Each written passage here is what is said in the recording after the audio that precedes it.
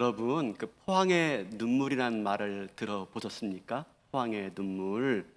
이번 주 화요일 날 태풍 흰남노가 한반도 남해안에 상륙했죠. 처음에는 좀 많이 긴장했어요. 초대형급 태풍이라고 그래가지고. 근데 육지에 상륙하자 그 영향력이 좀 감소되었죠. 그래서 다행이다라고 했는데 난데없이 포항의 아파트에 그만 참변이 발생한 겁니다.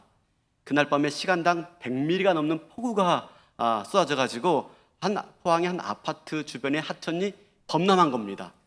그래서 아파트 지하 주차장이 침수되어졌고, 관리사무소 안내 방송에 따라서 차를 옮기는 과정에 아파트 지역 주민이 7명이 그만 참변을 당하는 사고가 발생한 겁니다. 이 범람한 강물이 양 순식간에 아파트에 밀이 닥쳤고 지하 주차장을 꽉 채우고 만 겁니다.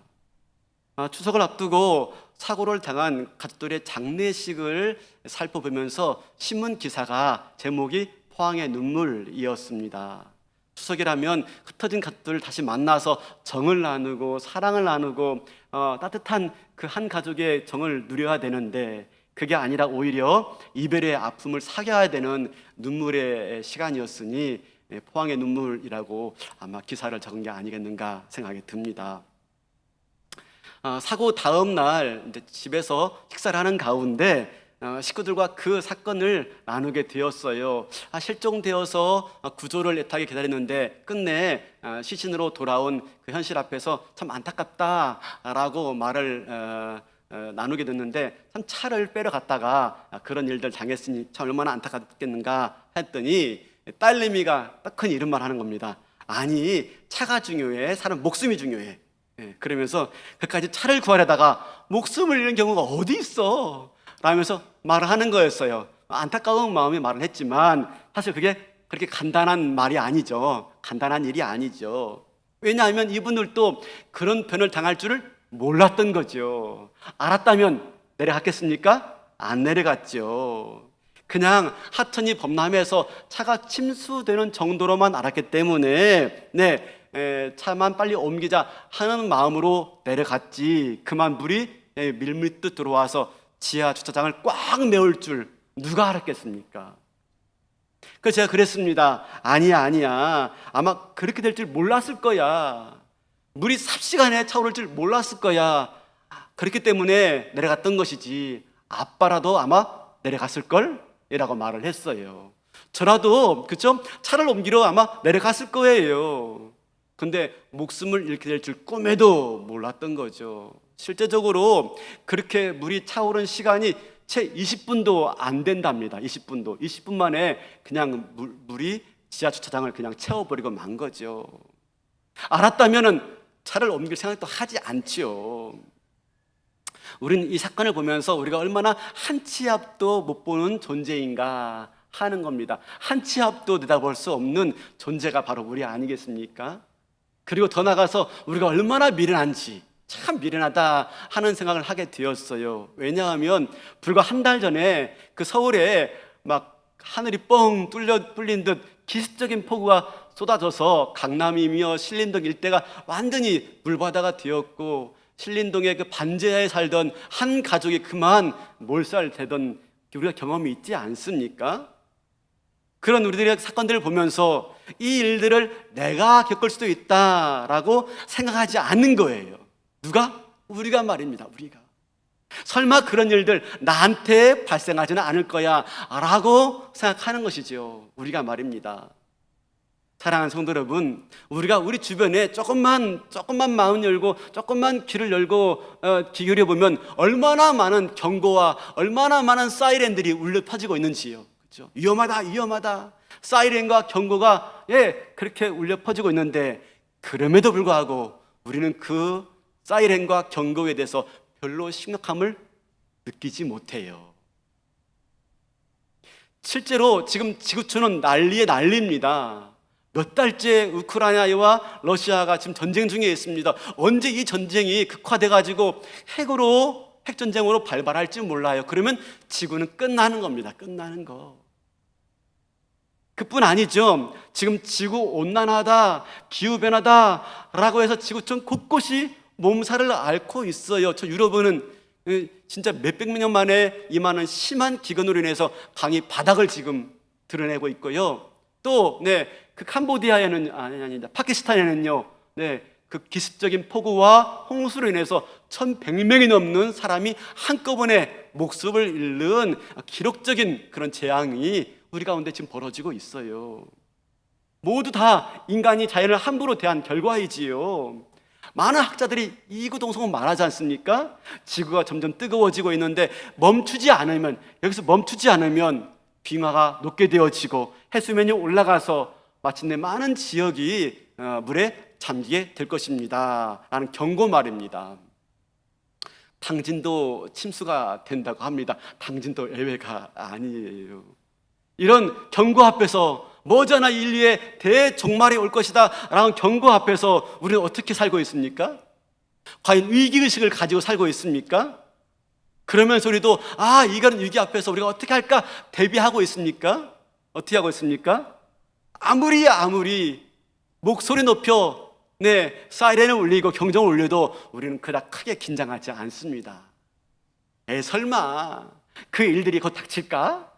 내가 살아가는 당대에 이런 일들이 있을까? 그죠? 우리는 위기의식을 갖고 살지 않는 겁니다. 그런데 만약에 우리가 이런 위기의식 앞에서, 이런 경고와 사이렌 앞에서 우리가 위기의식을 갖지 않는다면 포항의 눈물은 남의 얘기가 아니라 바로 우리가 흘려야 될 눈물이 될 수도 있다는 사실입니다. 포항의 눈물은 우리 이야기가 될 수도 있다는 말인 거죠. 이런 위기의식 가운데 오늘 본문 말씀이 쓰여지고 있는 겁니다. 오늘 이 말씀은 사도 바울이 데살로니가 교회에 보낸 편지예요. 데살로니가 교회는 사도 바울이 딱 3주 안식일 날 회당 가서 말씀을 전한 다음에 세워진 교회가 데살로니가 교회입니다. 사도 바울은 그렇게 복음을 전하고 3주가 지난 다음에 유대인들의 핍박이 너무 심해서 이웃 도시인 베레아로 피신하게 되어집니다. 그리고 나서 세워진 교회가 데살로니가 교회예요. 3주 말씀 전하고 3주 모양하고 세워진 교회니까 얼마나 연약한 교회예요? 얼마나 어린 교회예요? 그래서 사도 바울은 늘 이 데살로니가 교회에 대해서 염려와 애정이 많았어요. 왜 우리 부모님도 항상 아픈 손가락이 있지 않습니까? 그 아픈 손가락에 더 마음이 가기 마련인데 지금 그런 교회예요. 갑작스럽게 떠나온 이 어린 교회에 뭔가 부족함을 느껴서 사도 바울이 그 부족함을 채우려고 이 서신을 지금 보내고 있는 것이지요. 그러면 이 데살로니가 교회에 부족한 게 뭘까요? 이 데살로니가 교회에 연약한 게 뭘까요? 바로 재림에 대한 이해예요. 재림에 대한 이해.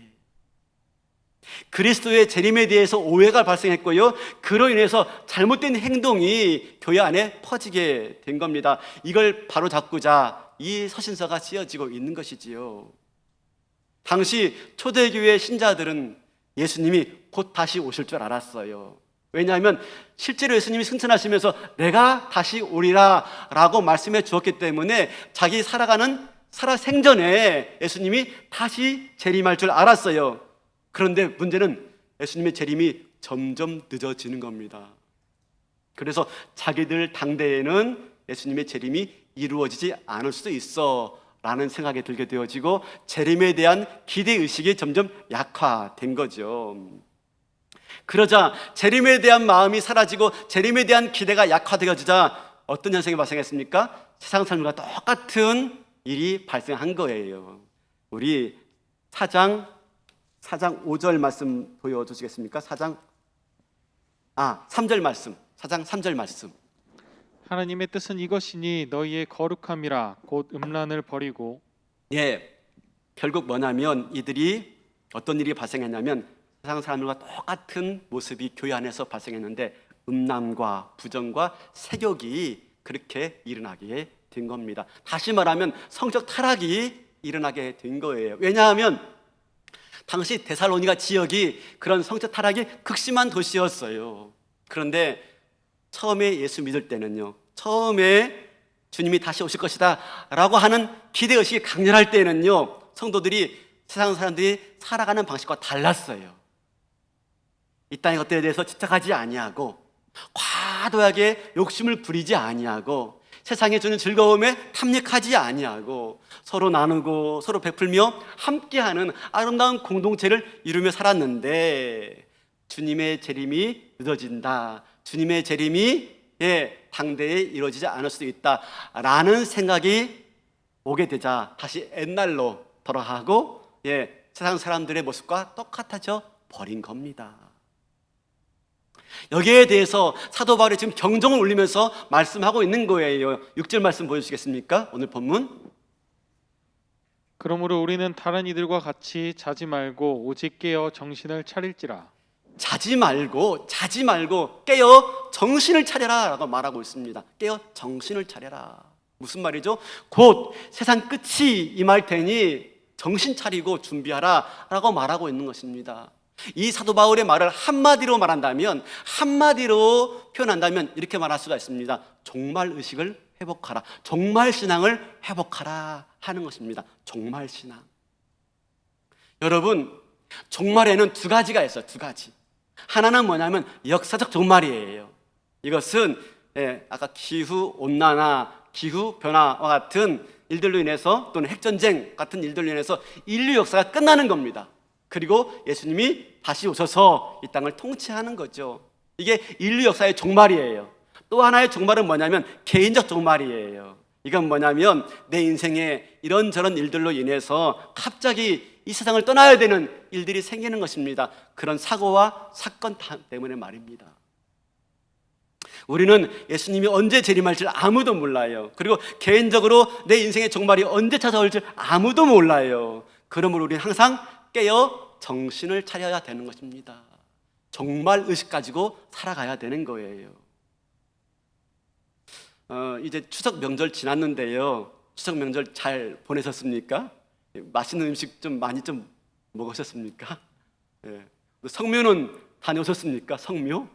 저도 지난 금요일 날 처가 장모님 계신 산소에 다녀왔습니다. 저기 포천인데 한참 갔다 왔는데요. 작년만 해도 장모님 그 산소가 봉분이 있었습니다. 근데 사정상 이장하게 되어가지고 이게 이제 그 시신을 화장하고 유골만 모시게 되었는데 이 모신 자리가요, 이 손바닥만한 돌판만 남은 거예요. 사진 보여주시겠습니까? 저렇게 보이죠? 땅바닥에 손바닥만한 돌판만 이렇게 있는 거예요. 그런데 그 앞에서 잠깐 다시 좀 보여주시면 그 앞에서 장인어른께서 기도하는 겁니다. 잠깐 장인어른 기도하고 자리 옮겨서 제가 예배 인도를 했는데요. 제가 장인어른께 은퇴하신 목사님이십니다. 장인어른이 목사님, 아버님 잠깐 기도 좀 해주시죠 라고 말했더니 장인어른께서 기도하시는 거예요. 근데 연세가 94세, 3세 되신 이제 장인어른이 기도하시는데 뭐라고 기도할까 궁금했어요. 뭐라고 기도할까? 그런데 장인어른 기도 가운데 이런 내용이 있었습니다. 하나님, 이제 저도 곧 이 자리에 아내 옆에 묻힐 때인데 그때까지 제게 주신 사명 잘 감당하고 주 앞에 서게 하옵소서 라는 기도였어요. 93세에 은퇴하신 목사님 그 아버님께서 그렇게 기도하는데 정말 말로 표현할 수 없는 그런 감동이 저한테 몰려왔어요. 하나님, 저도 이제 곧 이 옆에 아내 옆에 묻힐 때인데 그때까지 주신 사명 잘 감당하다가 주 앞에 서게 하옵소서. 그 기도를 들으면서 지금 장인어른의 마음은 어떤 마음일까 생각을 해봤습니다. 어떤 마음 가지고 저렇게 기도하실까 생각을 해보았습니다. 어떤 마음이겠습니까? 종말의식이겠죠. 종말의식. 임박한 종말의식. 곧 내 인생에 종말이 찾아올 텐데. 포항의 눈물. 우리가 살면서 이런 편을 당할 줄 상상이나 했겠습니까? 그냥 차 빼러 가는 거죠. 차 빼러. 그런데 우리가 아무리 조심한다 할지라도 아무리 애쓴다 할지라도 피해갈 수 없는 개인적인 종말이 우리 가운데 얼마든지 찾아올 수가 있는 거예요. 그래서 뭐라고요? 정신 차리고 깨어 있으라. 오늘 6절에도 정신 차리고 깨어 있으라. 그죠? 8절에도 정신 차리고 깨어 있으라. 2번이나 반복하고 있습니다. 2번이나. 정신 차리지 않으면 우리도 모르게 그런 임박한 종말을 맞이할 수밖에 없을 것이다 라는 거죠. 그러면 종말 의식으로 살아가는 사람, 종말 신앙으로 살아가는 사람은 어떤 삶일까 하는 건데요. 먼저 종말 신앙이 무엇인지를 알아야 돼요. 종말 신앙. 종말 신앙은요, 일상의 삶을 팽개두고, 일상의 나의 삶을 다 팽개두고 그냥 신앙생활만 열심히 하는 게 종말 신앙이 아니에요. 세상과 담쌓고 그냥 혼자 기도만 열심히 하고 성경만 열심히 보는 게 종말 신앙이 아니에요. 최근에 이 코로나 시대를 겪어오면서 교계에 종말 신앙을 많이 강조하는 그런 분들이 계십니다. 그런데 그분들의 이야기를 쭉 듣다 보면은 건강한 종말 신앙이 아니에요. 대부분 성경에 나와 있는 대환란, 휴거, 천년왕국 이런 것들에 대해서 문자적으로 해석을 해요. 문자적으로. 또는 세대주의적 관점에서 해석을 하는 거예요. 그러면서 매우 주관적으로 이해하는 것에 머물러 있는 걸 제가 보게 되었어요. 결과적으로 그렇게 종말을 이해하게 되어지면 어떤 문제가 생깁니까? 과도한 긴장감을 유도해요. 과도한 긴장감. 그래서 세상에 대해서요, 이분법적으로 생각하고 극단적으로 세상을 멀리하게 만듭니다. 세상을. 그래서요, 그 결과 정말 그 자체에만 집중하게 만듭니다. 정말 그 자체에만. 종말 의식으로 현실에서 어떻게 책임감 가지고 살아갈 것인지에 대해서 말하지 않고 정말 그 자체에만. 세상에서 빛과 소금의 직분으로 우리가 살아가야 되는 삶의 모습보다도 세상과 담을 쌓고 오직 교회 일에만 집중하고 몰두하도록 만들어내는 거예요. 무엇이 바른 신앙생활인가에 관심을 갖게 하기보다는 무엇이 적그리스도인가에만 관심을 갖게 합니다. 적그리스도가 뭐지? 여기에만.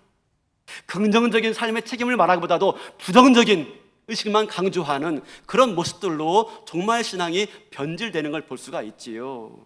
여러분, 그래서 뭡니까? 자기네 교회에서 하는 일만이 가치 있고 그렇지 않은 것들은 다 잘못된 거야 라고 하면서 기존의 교회와 기존의 신앙에 대해서 적대감을 갖게 만들어요.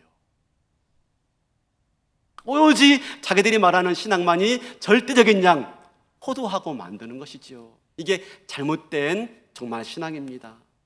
그러면 건강한 종말 신앙은 뭘까? 건강한 종말 신앙. 여러분, 중요합니다. 이 대목이요.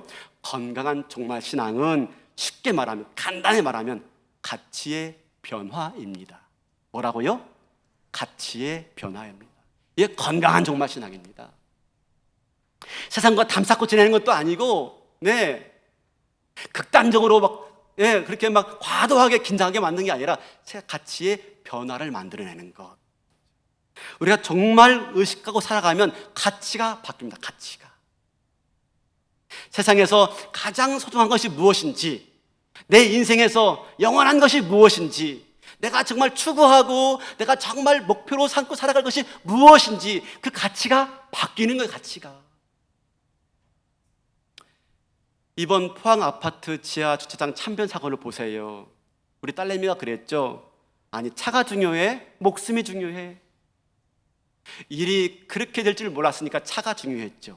그러나 일이 그렇게 될 줄 알았으면 차가 중요하지 않죠. 그렇죠? 물이 그렇게 삽시간에 차올 줄 알았다면, 그래서 목숨이 위협할 줄 알았다면요, 차를 버리죠. 왜? 차보다 목숨이 더 가치가 있으니까. 가치가 있으니까. 우리가 정말 의식 갖고 살아가면 뭐가 가치가 있는 것인지 분명해져요. 분명해집니다. 그러나 정말 의식이 없으면요, 가치가 달라진다니까요. 목숨보다 차가 더 중요해요. 차가. 그 포항 아파트 지하 주차장에서 생존하신 분들 가운데 아주머니가 계세요. 아주머니가 이 아주머니가 아들과 함께 차를 옮기러 내려갔어요. 근데 그만 차에 갇히고 만 겁니다. 물이 너무 불어나가지고 차 문을 열고 나올 수가 없게 되자 아주머니가 아들을 먼저 보냈어요. 그죠? 아들을. 그러면서 뭐라고 말합니까? 아들에게, 아들, 너라도 살아야 돼. 너라도 살아야 돼. 하고 보냈어요. 안 가려고 하는 아들을 억지로 떠밀어서 먼저 가. 엄마 혼자 갈게. 너라도 살아야 돼. 하고 보냈어요. 아들은요, 마지막일 것 같다는 생각 때문에 엄마 키워줘서 감사해요. 인사하고 헤엄쳐 나가겠다고 갔습니다. 마지막에 생존자 구조할 때 아들은 주차장 입구에서 싸늘한 죽음으로 발견되었고요. 엄마만 가까스럽게 구조되었던 것입니다. 마지막 순간에 뭐가 가장 중요한지, 마지막 순간에 뭐가 가장 소중한지 알았던 거예요. 엄마인 자기 목숨보다도 아들의 생명이 더 귀한 거예요. 아들 생명이.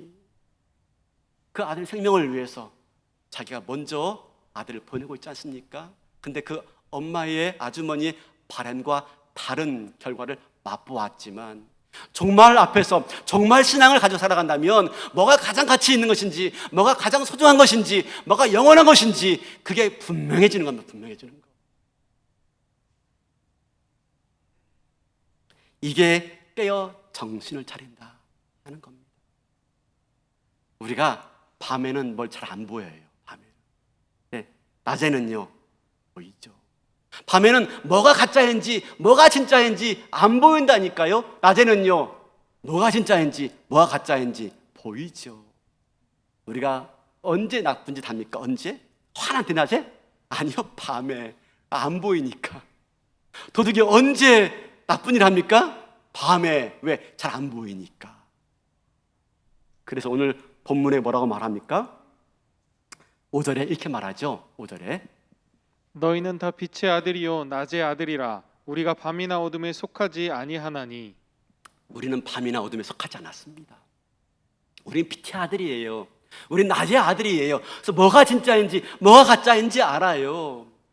뭐가 영원한 가치인지 뭐가 소중한 것인지 우리는 분간할 수가 있는 것입니다. 그런데 정말 의식이 없으면요 이게 구분되지 않는 거예요. 그래서 세상 사람들이 추구하는 거 똑같이 추구하고, 세상 사람들이 목표로 삼고 살아가는 거 똑같이 목표로 삼고 살아가는 겁니다. 그게 지금 데살로니가 교회의 문제였던 것입니다. 그러니까 음란하고 성적 타락에 빠지게 된 것이지요. 사랑하는 성도 여러분, 우리는 뭡니까? 밤에 속하지 않고 어둠에 속하지 않았습니다. 우린 낮에 속해 있고 내 빛의 자녀입니다. 무엇이 진짜인지 무엇이 가짜인지를 분명히 알고 있는 것이죠. 가치의 변화가 일어나고 있는 겁니다. 어떻습니까? 내가 지금 정말 신앙으로 살고 있습니까? 내가 정말 신앙으로 말미암아서 내 인생의 가치가 바뀌고 있습니까? 아니면 여전히 똑같은 가치를 가지고 내가 살고 있습니까? 예수 믿지만 여전히 세상의 가치가 가장 소중하지 않아요? 예수 믿고 교회 다니지만 세상에서 얻고 싶은 거 똑같이 우리가 예수의 힘을 통해서, 그전에는 내 힘으로 얻으려고 했는데 예수를 통해서 내가 얻으려고 하고 있지 않아요? 내가 세상에서 얻지 못한 것 교회 다니면서 얻으려고 하고 있지 않아요? 가치가 변하지 않은 세상에서 명예와 권력과 인정과, 그죠? 이 모든 것들 얻고 싶었는데 누리지 못했어요. 얻지 못했어요. 교회 와서 내가 그걸 얻고 싶어 하는 거 아니겠습니까? 가치가 바뀌지 않았어요. 장소만 바뀌었던 겁니다. 누구의 힘으로 얻으려고 하느냐? 예전에는 내 힘으로 얻으려고 그랬어요. 이제는 예수의 이름으로 얻으려고 한다면 가치가 바뀌는 게 아니에요. 하나님 안 믿는 건 아니에요. 예수님 안 믿는 거 아니에요. 근데 조금도 가치가 바뀌잖아. 조금도. 뭡니까? 그걸 기복신앙이다. 기복신앙이다. 예수를 힘입어 내가 세상에서 얻고 싶은 걸 얻으려고 하는 걸 기복신앙이다. 여전히 세상의 소원이 나의 소원입니다. 더 좋은 차 얻고 싶고요, 더 좋은 아파트 얻고 싶고요, 더 좋은 학교 보내고 싶고요, 더 좋은 직장 갖고 싶은 겁니다. 더 안정적인 노후 얻고 싶은 거예요. 이것은 하나님을 제대로 믿는 게 아니고 예수를 제대로 믿는 게 아닙니다. 이것은 우리가 정말 의식 가운데 살아가는 모습이 아니에요. 그렇다면 오늘 우리가 이 데살로니가 전서의 말씀은 우리가 들어야 될 말씀이고 경고인 겁니다. 그날이 도적같이 임할 겁니다. 도적같이 순식간에 한 20분 만에 그 아파트의 지하 주차장이 물로 확 채워지는 거예요. 나갈 틈이 없는 겁니다. 알아챘을 때는 이미 늦어버리는 겁니다. 그러므로 깨어 정신을 차리고 무엇이 진짜인지, 무엇이 영원한 것인지, 무엇이 가장 소중한 것인지 그죠? 구분할 수 있어야 되는 것입니다. 사도 바울은 예수를 알게 되어지고 정말 신앙을 갖게 되어지자 이게 분명해졌어요. 분명해졌어요. 이렇게 고백해요. 빌립보서 3장 8절에 또한 모든 것을 해로 여김은 내 주 그리스도 예수를 아는 지식이 가장 고상하기 때문이라. 내가 그를 위하여 모든 것을 잃어버리고 배설물로 여김은 그리스도를 얻고. 그리스도를 얻기 위해서 모든 걸 배설물로 여겼대요. 가장 소중한 것 예수밖에 없다는 거죠. 예수밖에. 그 위에 모든 것들은 다 의미가 없다는 것입니다. 배설물로 여겼다. 사랑하는 성도 여러분, 정말 신앙으로 살아갈 때 가치 기준이 바뀝니다. 가치 기준이. 그 변한 게 있습니까? 가치가 바뀐 게 있습니까? 우리 안에 이전에 좋던 것 이제는 감없은 것들이 있습니까? 그게 있어야 돼요. 오늘 우리가 와서 예배 드립니다. 이 아침에 예배 드립니다. 왜 예배 드리는 것입니까? 예배 드리는 이유가 무엇입니까? 여러분, 예배는 영어로 워십입니다. 워십. 이 워십은 어디서 나온 단어냐면 워시에서 나오는 워시, WORTHY, 워시에서 나온 말입니다. 워시. 가치 있는 것, 가치 있는 것.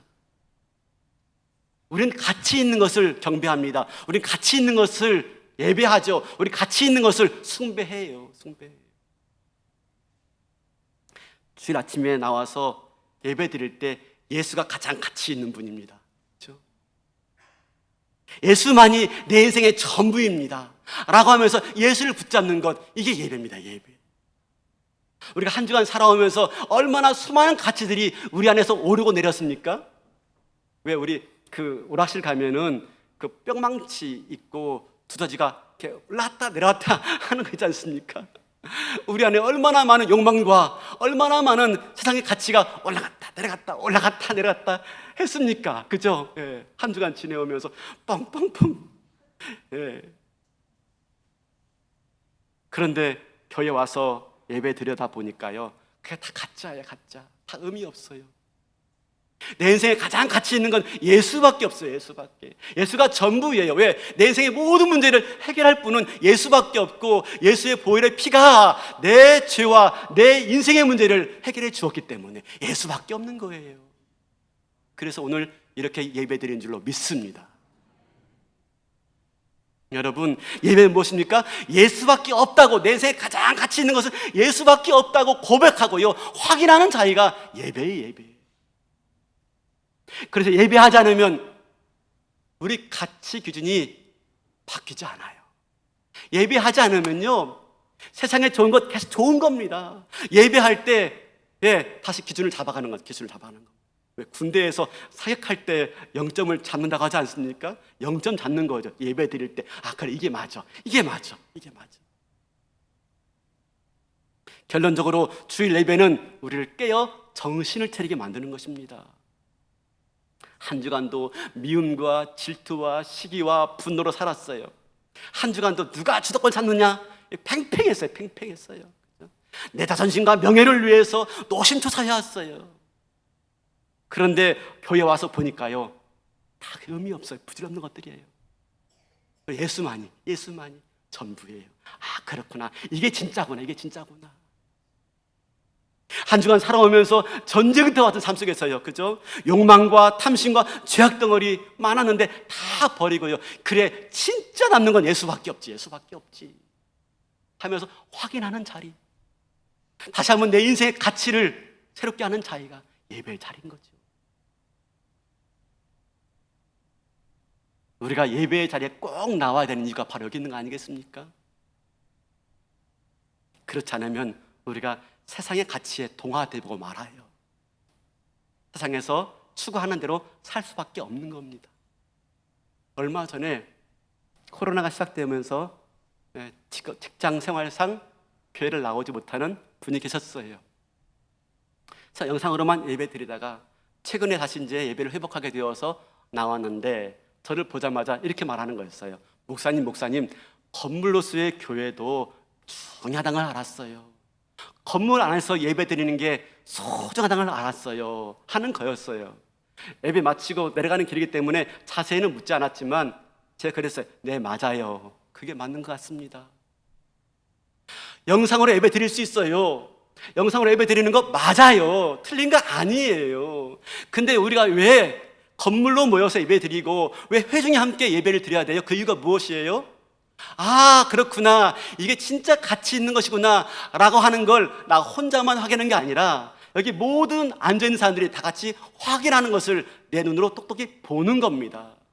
혼자는요, 그걸 지키기가 쉽지가 않아요. 그래, 이게 맞아 했지만 혼자는 외로워요. 혼자는 그 믿음 지키기가 쉽지가 않아요. 그래서 옆에 보이는 대로 따라 동화될 수밖에 없는 것입니다. 교회에 나와서 예배하면서 아, 그래, 이게 맞아 라고 하는 사람들이 많이 있는 겁니다. 나만 옳다고 하는 게 아니라 그렇게 믿고 따라가는 사람들이 많은 거예요. 외롭지 않아요. 그래서 이 길을 갈 수 있는 힘과 용기와 격려가 함께 주어지는 것이 바로 회중의 예배이고 공동체의 예배가 아니겠습니까? 감사합니다. 그렇죠? 사랑하는 성도 여러분, 그러면 이 임박한 종말 의식으로 살아갈 때 가장 가치 있는 게 뭐예요? 우리가 영원히 붙잡아야 할 가치가 뭐예요? 우리 8절 볼까요? 8절? 우리는 낮에 속하였으니 정신을 차리고 믿음과 사랑에 호심경을 붙이고 구원의 소망의 투구를 쓰자. 영원한 가치 있는 것, 우리가 붙잡아야 할 게 뭡니까? 믿음과 사랑과 소망이에요. 이게 영원히 남는 거고 최고의 가치예요. 변하지 않는 가치인 것이죠. 고린도전서에 똑같이 말하죠. 우리 고린도전서 13장 8절. 사랑은 언제까지나 떨어지지 아니하되 예언도 패하고 방언도 그치고 지식도 패하리라. 13절 다 같이 시작. 그런즉 믿음, 소망, 사랑 이 세 가지는 항상 있을 것인데 그 중에 제일은 사랑이라. 이게 영원한 가치입니다. 이게 세상에서 가장 소중한 것들입니다. 이건 사라지지 않습니다. 이건 변하지 않아요. 영원한 거. 근데 잘 보세요. 다시 8절 보여주시겠습니까? 이렇게 말합니다. 8절. 아니, 예, 그렇죠. 믿음과 사랑의 호심경이에요. 호심경은 가슴을 보호하는 구리 방패입니다. 구리 방패. 그러니까 갑옷과 같은 걸 말합니다. 갑옷. 그다음에 구원의 소망의 투구를 쓰자. 투구는 머리를 보호하는 헬멧과 같은 것입니다. 이것은 영적인 싸움, 그렇죠? 영적인 전쟁을 의미하고 있는 겁니다. 사랑하는 성도 여러분, 지금 우리는 영적 전쟁 가운데 있어요. 사단이 도적같이 임해서 우리가 정신 차리고 깨어있지 않으면, 정말 의식으로 무장하여 있지 않으면 사단이 도적같이 와서 우리 영혼을 사로잡아 가버리는 것입니다. 그러니까 믿음과 소망, 사랑으로 영적 싸움을 해야 됩니다. 사랑하는 성도 여러분, 우리가 투자할 게 뭡니까? 아파트가 아니라 믿음에 투자해야 됩니다. 사랑하는 성도 여러분, 우리가 소망할 게 무엇입니까? 소망할 게 안전한 풍족한 노후가 아니라 구원의 소망이에요. 구원의 소망. 우리가 더욱더 애써야 할 게 무엇입니까? 내 사업의 확충, 내 인생의 확장이 아니라 바로 사랑의 확장. 우리가 싸워야 할 상대는 형제도 아니고 가족도 아니에요. 이웃도 아니고요, 교우도 아니에요. 서로 미워할 이유가 없습니다. 그죠? 우리는 사랑을 확장시키는 거, 사랑을 확장. 장모님 산소에 갔을 때 아까 보았죠? 그 옆에 조그만 손바닥만한 돌판들이 쫙 놓여 있는데 그 돌판 위에 이름이 쓰여져 있어요. 그리고 종교가 표시되어 있어요. 그리고 그 밑에 출생한 연도와 사망한 연도가 적혀 있는 건데 지나가면서 유심히 봤어요. 어떤 분은 연도를 보니까 70, 80, 되는 것 같아요. 천수를 다 하신 것 같아요. 근데 어느 집에 가서 놀랐어요. 빼보니까 30년밖에 안 되는 거예요. 짧은 나이에 세상을 살다가 떠나신 거예요. 근데 그 주변에 그런 돌판들 주변에 사람들이 옹기종기 앉아가지고 이렇게 성묘하시는데 두런두런 얘기하시는데 평소에 고인이 좋아했던 것, 음료수나 이렇게 술을 이렇게 뿌리면서 말을 하더라고요. 그러면서 한 분이 그렇게 말하는 걸 봤어요. 야, 누구야? 너는 이거 한 병으로도 간에 디별도 안 가지? 라고 하는 거였어요. 소주를 뿌리시면서요. 야, 누구야? 너는 이 한 병으로도 간에 디별도 안 가지? 네, 오늘 이것만 먹어 하면서 뿌리는 거였어요. 생과 사가 공존하는 자리였어요. 생과 사가 공존하는 자리. 삶과 죽음이 교차하는 자리였어요. 우리 주변에 이런 일들이 얼마나 많이 볼 수가 있어요. 생과 사가 교차하고 삶과 죽음이 공존하는 자리. 그렇죠? 오늘 우리가 포항의 눈물을 보고 추석을 맞이해서 성묘를 다녀오면서 오늘 이 말씀을 나를 향한 주님의 경고의 말씀으로 읽고 들을 수 있는 저와 여러분 될 수 있길 바라겠습니다. 깨어 정신 차리고 종말 신앙 가지고 우리 남은 인생을 열심히 믿음과 그리고 소망과 사랑에 투자하여 살아가시는 저와 여러분 될 수 있길 바라겠습니다. 더 좋은 것 얻기 위해서 투자하는 것보다도 그죠? 믿음에 투자하시고요. 더 나은 삶을 꿈꾸면서 소망하지 마시고 우리에게 주어질 구원의 풍성함이 얼마나 놀라운지를 더 소망하시고 그리고 우리가 다른 것보다도 나를 확장하는 게 아니라 나를 더 넓히는 게 아니라 나를 더 드러낸 게 아니라 내 사랑을 확장하고 사랑을 실천하는 가운데 마침내 주님 오실 때 기쁘게 맞이하는 저와 여러분 마라나타 신앙 정말 신앙 되어서 주님 기쁘게 맞이하시는 은혜가 있기를 주님의 이름으로 축원합니다. 다 일어나시겠습니다.